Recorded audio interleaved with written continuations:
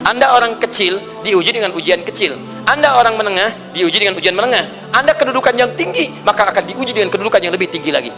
Maaf, Allah tidak akan menguji dedaunan dengan angin yang menerpa akar. Pasti berbeda. Karena angin ketika kedudukan semakin tinggi, maka angin semakin kencang akan menerjangnya. Yuk kita turunkan. Jenis ujiannya bisa 3. Allahu Rabbi wal-Islam dini wa Muhammadan Rasulullah wa yaqini. Maka di sini ada gambaran pada kita yang pertama, kalau antum sedang dibimbing oleh Allah menuju kedudukan yang tinggi, maka sadarlah teman-teman, saat yang bersamaan antum tidak akan sunyi dari rintangan-rintangan sekitaran. Catat itu baik-baik. Anda kedudukan biasa, naik luar biasa, maka hambatannya itu akan semakin meningkat, tidak sama dengan sebelumnya. Anda orang kecil diuji dengan ujian kecil. Anda orang menengah diuji dengan ujian menengah. Anda kedudukan yang tinggi, maka akan diuji dengan kedudukan yang lebih tinggi lagi. Maaf, Allah tidak akan menguji dedaunan dengan angin yang menerpa akar. Pasti berbeda. Karena angin ketika kedudukan semakin tinggi, maka angin semakin kencang akan menerjangnya. Yuk kita turunkan. Jenis ujiannya bisa 3. Bismillah. Tenang aja mas ya. Antum lihat aja, tulis ya. Biar saya ngapus, insyaallah. Perhatikan baik-baik. Sini. Kedudukan bersanding dengan ujian. Kalau rumus fisikanya, F berbanding lurus dengan P. Gaya berbanding lurus dengan tekanan. Jadi kalau antum misalnya rumus asalnya F1 sama dengan F2, gaya gerak sama dengan gaya torong. Kalau dikembangkan ke sini, tenaga kecil begini, maka yang bunyi kecil. Kalau besar, semakin besar lagi. Nah, memahami rumus ini, F sama dengan P. F berbanding lurus dengan tekanan. Ada gaya tekanan juga yang cukup kuat. Ketika antum pukul kencang, suara kencang. Tapi ini lebih sakit kan? Tekanannya lebih kuat. Itu agak berbeda. Itu dalam persepsi positif. Dalam persepsi negatif juga bisa. Gaya berbanding lurus dengan tekanan. Semakin orang banyak gaya, semakin tertekan hidupnya. Ya? Sekarang lihat sini. Rumus ini kalau kita turunkan lewat ayat, am hasibtum an tadkhulul jannata. Apakah Anda akan duga begitu mudah masuk surga?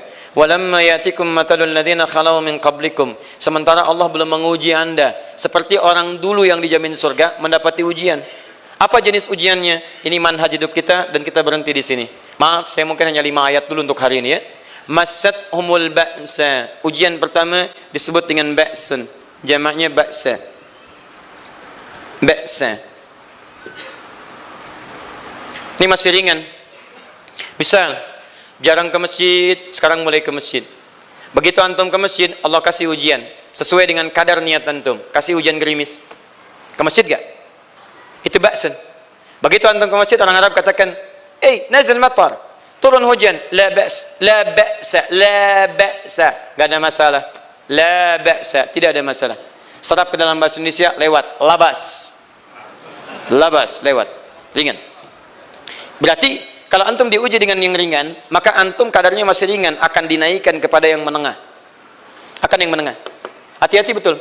Kalau antum belum lulus yang di sini, maka antum akan terus sampai di sini, sampai lulus di sini. Sampai lulus. Antum mau berangkat ke masjid gerimis bisa. Tiba-tiba nggak jadi di rumah. Istri antum mengatakan, "Pak, kok nggak ke masjid? Hujan mah kan cuman gerimis." Takut teriak, masya Allah. Padahal antum misalnya belum kuat untuk berangkat, maka antum akan terus diuji di sini.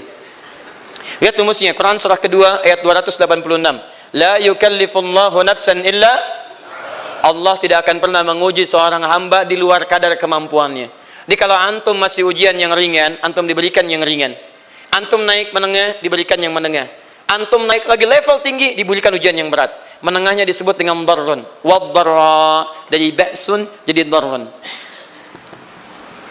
Jamaknya darra. Sudah menyakiti fisik. Kena fisik. Sudah melukai. Hujannya makin deras. Ya. Kalau dalam kehidupan, yang ini mungkin celaan biasa. Duh, sudah berubah ya. Masya Allah. Sekarang jilbabnya sudah panjang. Masya Allah.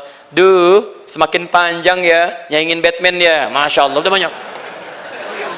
Begitu sudah mulai pakai cadar, ninja. Oh, Masya Allah. Darra, sudah nggak enak ke fisik. Darrun. Darrun. Lihat rumusnya ya. Lihat rumusnya baik-baik. Ini lebih menenangkan pada jiwa. Ketika Anda dalam level-level seperti ini, Ini artinya Allah sedang menaikkan iman Anda dalam level yang lebih tinggi lagi. Jadi ketika ada celaan menghunjam dalam lisan seseorang, sudah mulai menyakiti, itu sebetulnya pengakuan dari Allah lewat lisan orang itu, bahwa Anda sedang diangkat keimanan pada tingkat yang lebih tinggi. Ada yang mengatakan, kamu kenapa sih pakai jilbab begitu? Yang biasa aja kali. Mah, yang iman biasa sudah banyak. Saya ingin menampilkan keimanan yang luar biasa. Supaya dengan iman itu saya lebih mendoakan mama. Saya menampakkan amalan-amalan, mudah-mudahan pahalanya bisa buat mama. Masuk dengan bahasa yang baik. Masya Allah. Jadi kalau antum bisa melawan hal-hal demikian dengan bahasa yang indah, itu nyaman kepada jiwa. Kadang-kadang ada kalimat-kalimat yang tidak perlu pakai dalil, teman-teman sekalian. Kembalikan ke sini. Terakhir, wazulzilu zilzal. Zulzilu zilzal. Gempa, goyang. Dia ada ujian yang bisa menggoyangkan diri kita, membuat gempa hati kita.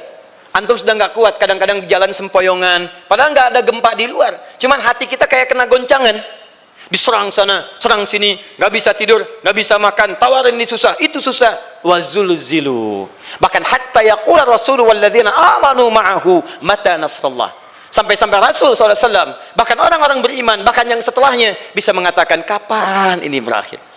Akan tiba masa Anda mengalami satu situasi sampai Anda mengatakan, kapan berakhirnya yang seperti ini?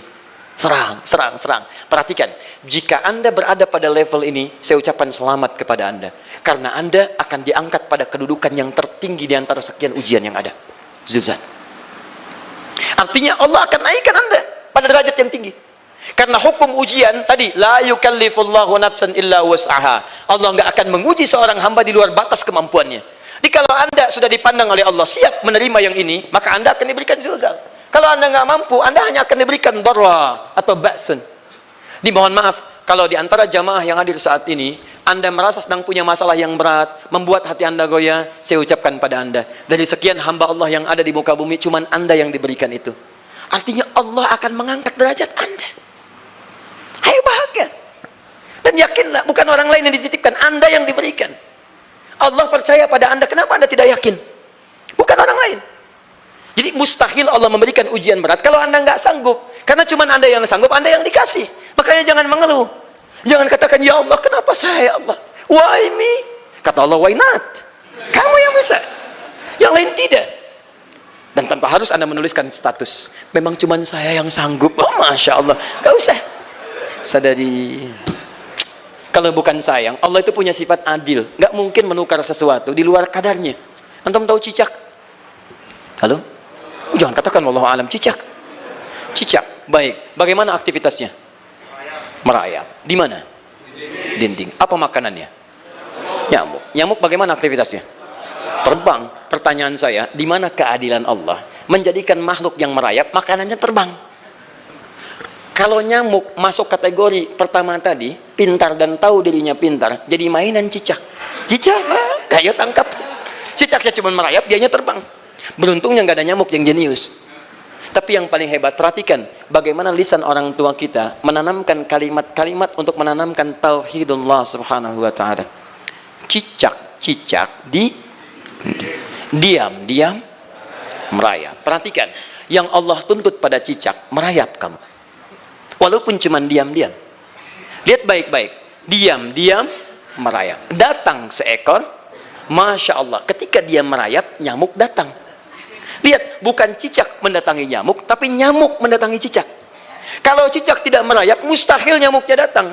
Allah hanya tunjukkan, kamu merayap ya, nyamuk datang. Sekalipun dia merayap, cuman diam-diam, nyamuknya datang. Jadi hukum Allah itu kalau dipatuhi, nikmat kehidupan. Cicak gak merayap, nyamuk gak datang. Cicak merayap, nyamuk datang. Datang seekor nyamuk. Setelah itu, silahkan. Jadi kalau kita teman-teman ikuti hukum Allah, mau berat, alhamdulillah, mau ringan, alhamdulillah, ya mau sedang, alhamdulillah. Begitu diangkat, artinya ada pengakuan dari Allah, iman kita akan diangkat. Cuman bahasa Nabi Ya'qub alaihissalam kepada Yusuf alaihissalam, mesti ada persiapan dalam mengatasi itu semua. Tidak cukup hanya mendiamkan saja. Maka kata Nabi Ya'qub, jangan kisahkan dulu, bikin dulu pemetaan-pemetaan untuk mudah mengatasi itu semua. Ini poinnya. Anda harus punya rencana. Maka Nabi Ya'qub menyiapkan, bekali dulu ini, siapkan itu. Kalau ambil ke aspek teori untuk kita sekarang, tafsir dari ini untuk menyelesaikan solusi di Quran surah kedua ayat 214 tadi, maka jawabannya ada di Quran surah ketiga ayat 142, paling kiri sebelah atas. Ini kanan sebelah bawah, ini kiri sebelah atas. Dan awal ayatnya dibuka dengan kalimat yang sama. Perhatikan, Al-Baqarah ayat 214 kalimatnya menggunakan am hasibtum an tadkhulul jannah. Ali Imran 142 am hasibtum an tadkhulul jannah. Yang Al-Baqarah itu ujiannya walamma ya'tikum mathalul ladzina khalau min qablikum masathumul ba'sa wad-dharra waz-zulzilu. Yang Ali Imran itu solusinya.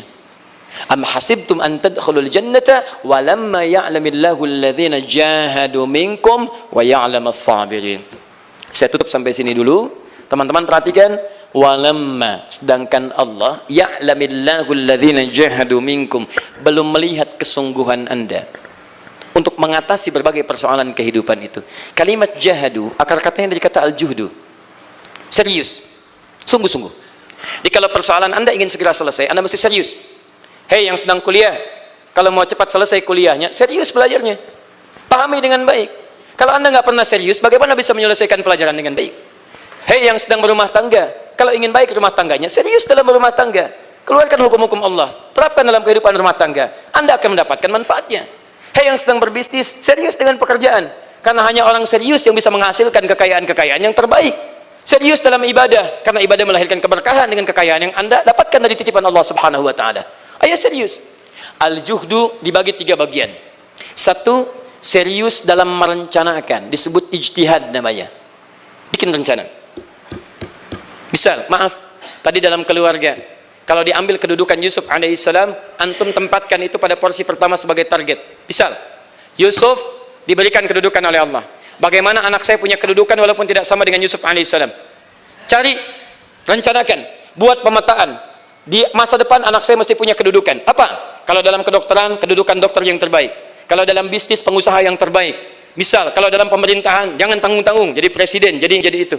Anda turunkan kemudian pendidikannya dari situ. Ijtihad direncanakan. Masuknya lewat sini, lewat sini, lewat sini, lewat sini. Seperti kemudian, maaf, Hannah dengan Imran, rahimahumullah, merencanakan hasil yang terbaik untuk Maryam. Bahkan sejak dalam kandungan. Quran surah ketiga Ali Imran, dari ayat 35 sampai 37. Paling kiri pertengahan sampai bawah.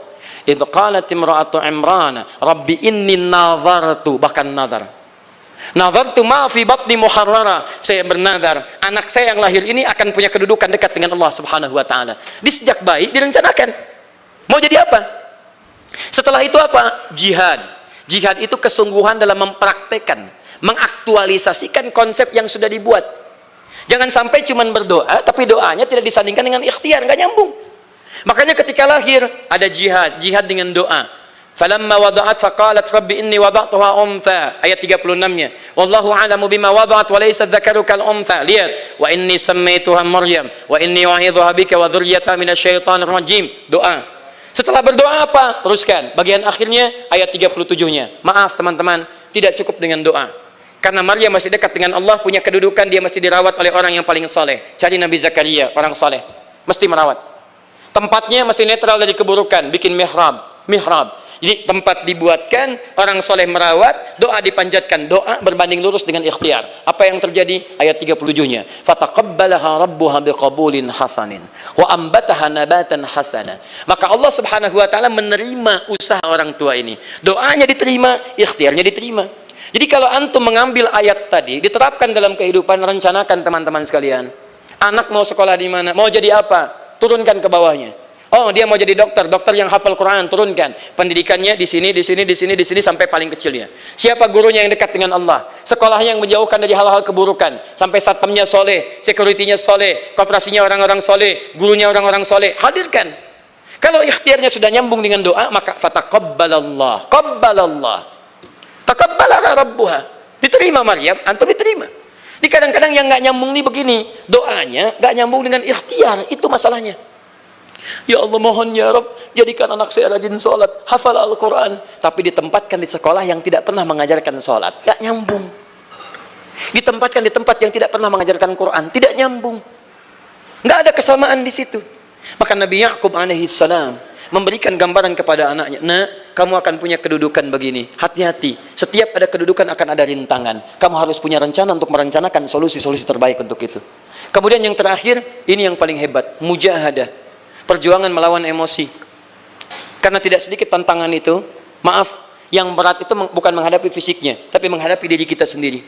Mau ke masjid, malas, itu yang susah dihadapi dibandingkan dengan hujan. Hujan ada payung, malas mau pakai apa? Maaf, menurun, semangat turun, malas datang, kecewa datang, pesimis datang, lawan, namanya mujahadah. Gabungkan ketiganya, isi dengan sabar. Wa ya'lamas sabirin.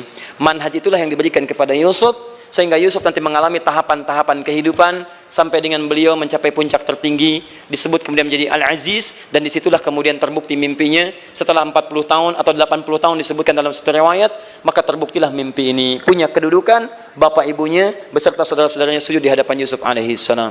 Teman-teman, ini baru 5% dari pengajaran yang ada di surah Yusuf.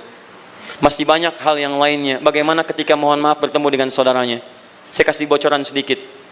10 orang rapat di satu tempat untuk mencelakai Yusuf. Setelah mereka menyimpulkan bapaknya itu lebih perhatian kepada Yusuf. La Yusufu ahabbu ilaina. Yusuf itu lebih dicintai dibandingkan kita pada diri bapak kita.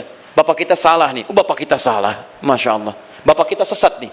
Ya, inna abana lafi dhalalim mubin. Bapak kita sesat banget nih. Salah bapak nih. Ya harusnya kita yang dicintai, kita lebih kuat. Wa nahnu usbah, kita lebih hebat dibanding dia. Rapat teman-teman. Yang hebat begini, 10 orang rapat. Diajukan usulan untuk membunuh Yusuf. Saya mau tanya pada antum, kalau 10 orang rapat, 9 mengusulkan A, 1 mengusulkan B. Kira-kira yang diterima secara quorum 9 atau 1? 9. Ini bisa tertukar. Tertukar. Pembunuhan diusulkan, 9 orang condong, 1 orang mengusulkan, la taqtulu Yusuf, jangan bunuh Yusuf, alqihi fi ghayabatil jubbi yaltaqithu ba'd as-sayyarah, cukup lemparkan dia ke tempat gelap, kemudian di tempat itu akan lewat para kafilah, dia diambil dan menjauh dari kita. Yang penting kan Yusufnya nggak ada, supaya dosa kita nggak berat-berat amat. Yusufnya ambil, itu kan tujuan kita. Lihat baik-baik, biasanya setan kalau sedang melakukan sesuatu itu nggak akan nanggung, nodong bisa pembunuhan, lempar bisa perampokan. Tapi ini yang aneh, kenapa 9 orang yang untuk membunuh itu tiba-tiba belok menyepakati rencana yang pertama? Yang 1 orang, 9 orang, 10 orang rapat, 9 punya A, tiba-tiba yang 9 berpindah kepada yang B yang cuma 1 orang. Kenapa bisa terjadi? Ada rahasia di situ. Kapan rahasianya? Kapan-kapan kita bahas lagi.